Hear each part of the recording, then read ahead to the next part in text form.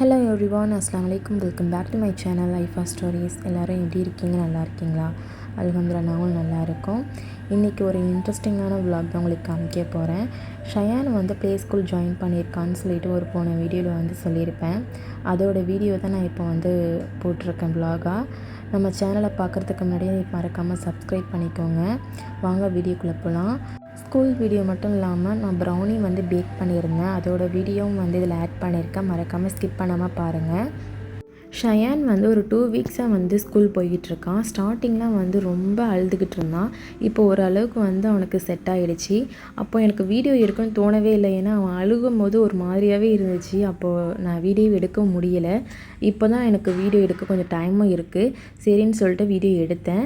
ஷயான் வந்து இப்போ ஓரளவுக்கு செட் ஆகிட்டான். ஸ்கூல் போகவும் அழுவாமல் போயிடுது.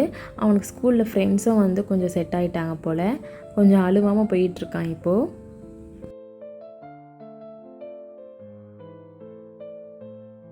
ஷயானுக்கு வந்து மார்னிங் 8:30 to 11:30 வரைக்கும் ஸ்கூலு. அவனுக்கு வந்து இப்போ ஓரளவுக்கு செட் ஆகினதுனால வந்து கொஞ்சம் ப்ராப்ளம் இல்லாமல் இருக்குது. முன்னெல்லாம் ரொம்ப அழுதுட்ருப்பான். இப்போ தான் கொஞ்சம் ஓரளவுக்கு செட் ஆகிருக்கான். நம்ம தான் ட்ராப் பண்ணிவிட்டு பிக்கப் பண்ணிக்கணும். கரெக்டாக வந்து ஒரு 5 மினிட்ஸ் முன்னாடியே வந்து ஸ்கூலில் இருக்கணும்னு சொல்லிடுவாங்க. ஏன்னா ஒரு பசங்க வந்து போனால் இன்னொரு பசங்க வந்து அழுகும். அதனால் வந்து கரெக்டாக டைமுக்கு வந்துடுங்க அப்படின்னு சொல்லியிருப்பாங்க. நாங்களும் கரெக்டாக வந்து ட்ராப் பண்ணிவிடுவோம். 8:30க்கெலாம் 11:30க்கெலாம் வந்து பிக்கப் பண்ண வந்துடுவோம். 11:25க்கு வந்து ஒரு 5 மினிட்ஸ் முன்னாடியே நாங்கள் அங்கே இருப்போம். அவனுக்கு வந்து கம்பல்சரி வந்து ஸ்கூலில் வந்து ஸ்நாக்ஸ் ஒரு பாக்ஸ்லேயும் வாட்டர் பாட்டில் அப்புறம் ஒரு ட்ரெஸ்ஸு ஒரு டைப்பர் வச்சுக்க சொன்னாங்க. பேக்கில் இருக்கணும்னு சொல்லிட்டு அதை அவங்கக்கிட்ட வந்து கொடுத்துட்டா அவங்களே வந்து டைப்பர் சேஞ்ச் பண்ணிவிட்டு ட்ரெஸ்ஸும் சேஞ்ச் பண்ணி விட்டுருவாங்க. ஷயானையும் பிக்கப் பண்ணிவிட்டு வீட்டுக்கு வந்தாச்சு. ப்ரௌனி செய்யலாம்னு சொல்லிட்டு தான் நான் வந்திருக்கேன். நான் இன்றைக்கி வந்து ஒரு 250 கிராம் வந்து பட்டர் எடுத்துக்கிட்டேன்.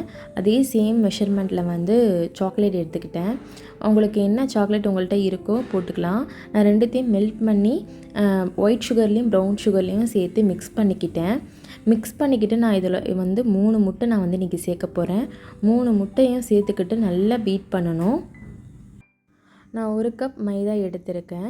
1 கப் மைதாவையும் சேர்த்துக்கிட்டு நல்லா பீட் பண்ணி எடுத்துக்கணும். அதில் கொஞ்சமாக வந்து சால்ட்டு, கொஞ்சமாக பேக்கிங் சோடா சேர்த்துக்கணும். நல்லா மிக்ஸ் பண்ணிக்கிட்டு அதில் 1/2 கப் வந்து கோகோ பவுட்ரு சேர்த்துக்கணும். அதையும் சேர்த்து நல்லா பீட் பண்ணி வச்சுக்கணும். இப்போ பேட்டர் நல்லா ரெடி ஆகிடுச்சு. நெக்ஸ்ட்டு வந்து அந்த பேனில் வந்து பட்டர் ஷீட் போட்டு செய்யணும். நான் என்கிட்ட பட்டர் ஷீட் இல்லை. ஸோ அதனால் நான் சுற்றி கீ தடவிக்கிட்டேன். மேலே வந்து கொஞ்சமாக கேஷ்யூ, கொஞ்சமாக ஆல்மண்ட் சேர்த்துக்கிட்டேன். இப்போ 5 மினிட்ஸ் வந்து மைக்ரோவேவ் ஓவனில் வந்து நான் வந்து பேக் பண்ணி எடுத்துக்கிட்டேன்.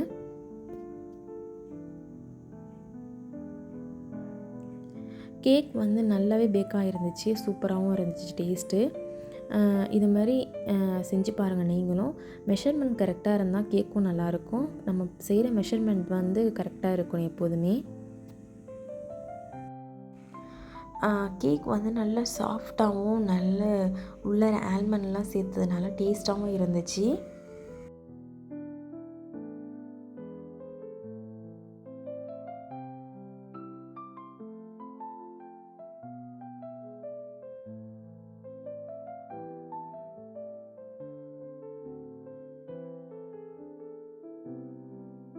ஷயான் பிக்கப் பண்ணுறதுக்கும் டைமும் ஆகிடுச்சு. நான் பேக்கிங்லாம் பண்ணி முடிச்சுட்டு அவனையும் வந்து பிக்கப் பண்ண வந்துட்டேன் இங்கே.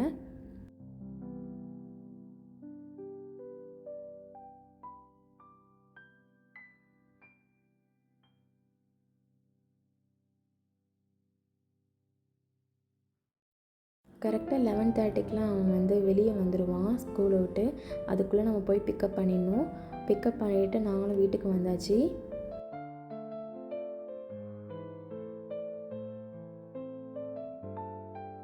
வந்து ஃப்ரைடே ஷயான் வந்து ஜும்மா தொழுவ தான் போயிருந்தார். போயிட்டு வந்துட்டு அன்றைக்கி நான் வந்து பிரியாணி பண்ணியிருந்தேன் மட்டனில். நான் அன்றைக்கி ஷூட் பண்ண முடியல. ஸோ அதனால் இந்த வீடியோ வந்து ஆட் பண்ண முடியலை. அன்றைக்கி லன்ச்லாம் முடிச்சுட்டு கொஞ்சம் நேரம் ரெஸ்ட் எடுத்தாச்சு. ரெஸ்ட் எடுத்து நைட்டு டின்னருக்கு வந்து என் ஹஸ்பண்ட் வெளியே போகலான்னு சொல்லியிருந்தாங்க. அன்றைக்கி வெளியே தான் போய் சாப்பிட போகிறோம்.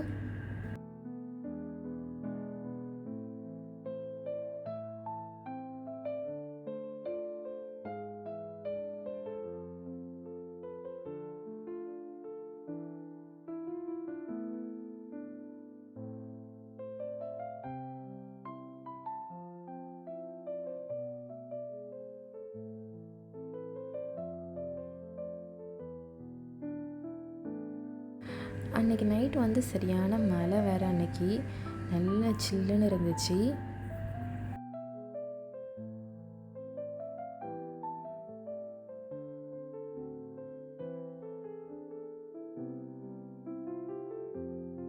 நாங்கள் சாப்பிட வந்திருக்க இடம் தான் இது. இந்தோனேஷியன் ரெஸ்டாரண்ட் தான் இது. இங்கே தான் சாப்பிட வந்திருக்கோம். இந்தோனேஷியன் ஃபுட் தான் இங்கே அதிகமாக இருக்கும்.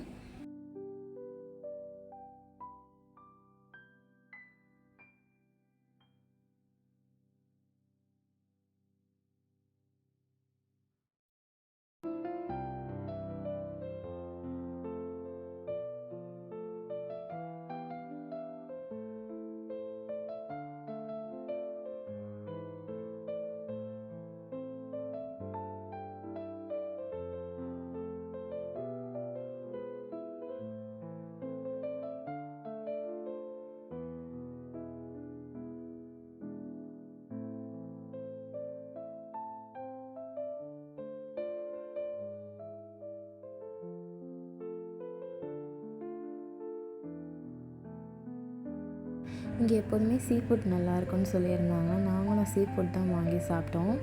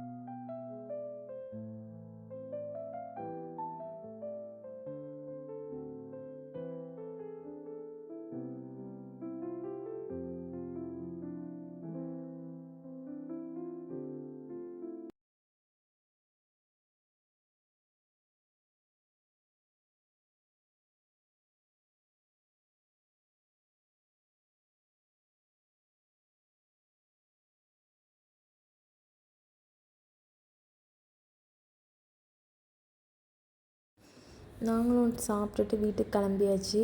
எங்களுக்கு அன்றைக்கி டே இப்படி தான் போச்சு. உங்களுக்கு எப்படி போச்சுன்னு சொல்லிட்டு கமெண்ட் பண்ணுங்கள்.